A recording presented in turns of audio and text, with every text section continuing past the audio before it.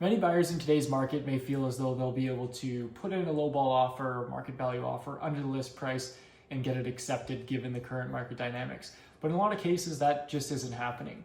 So what I wanted to outline today is what you can do as a buyer and give you a little bit of insight into the psychology of where sellers may be at right now.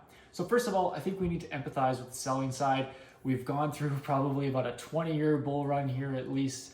North Shore real estate's been going up and up and up every year. If you've been in the market and sold a property in the last 20 years, most likely your property was on for a week or two, it sold in multiple offers, and maybe the final sale price exceeded your expectations. So that's been the case for many people. Now, as things have changed, prices have softened, demand has gone down, it's going to take sellers a little bit of time to adjust to the current realities, and I think that's totally fair.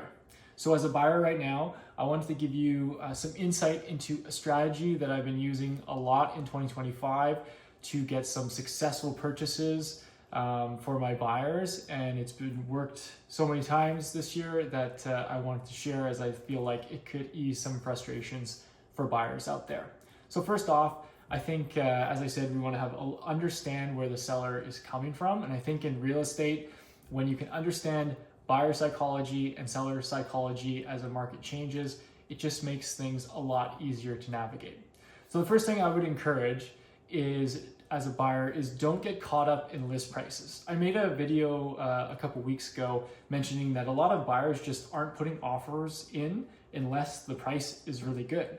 So I'm encouraging my buyers not to do that. I encourage them to ignore the list price, put together an offer where you see value, where the market is currently at, and we'll try and make it happen. Now, the goal there is first to build a relationship with the listing agent and the seller. It's not necessarily, the goal is to get the offer accepted, of course, but at least to start that relationship off. And to get some good rapport, what we want to do is try to make the offer as compelling as possible. So if the seller has specific dates that they need, let's try to meet those dates. Let's keep our subject removal period nice and tight and quick. Let's not have any crazy subjects, just maybe some of the normal ones. So what we want at the end of the day is to have every single piece of the offer accepted by the seller. And the only thing, if there's going to be something that we can't quite see eye to eye on, is going to be the price. Now, I realize price is important, but at least we have a nice, simple, easy offer. We've been easy to deal with. We've built some rapport throughout the process. And hopefully we can come to a conclusion and a deal, but if not, that's okay. And we can just move on and continue looking at other properties. So you've built this relationship with this seller, with this property that you'd like to buy. Now you're gone out, didn't work out. We're gonna continue looking at properties, but let's kind of keep an eye on that and keep in touch with them. Now, as weeks go by and days go by, and that property sits on the market, they do more open houses, they do more showings, and they still don't have any offers. Now, all of a sudden, the offer that you put in is going to start looking a little bit more attractive day by day. And once kind of a month goes by, the seller's probably going to be faced with a decision where they've got the feedback from the market, there's no offers coming in, and it most likely means they're priced a little bit too high, and they're going to need to either continue going on as forward or make a price adjustment to get some renewed activity on the property.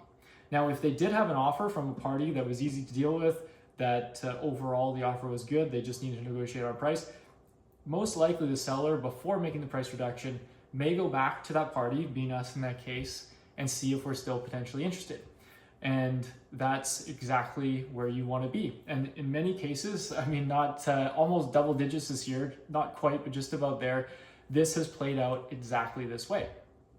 So we've got the call. We've been able to, if we haven't found anything in the meantime, come back to the table. It's been a very simple negotiation because everything was already agreed upon except for the price. So it's usually just a simple, verbal acceptance of the offer. If the seller has come back to us, put the paperwork forward, get it signed, and we've got ourselves a deal. And this has happened many times this year. So if you're a buyer, have some patience.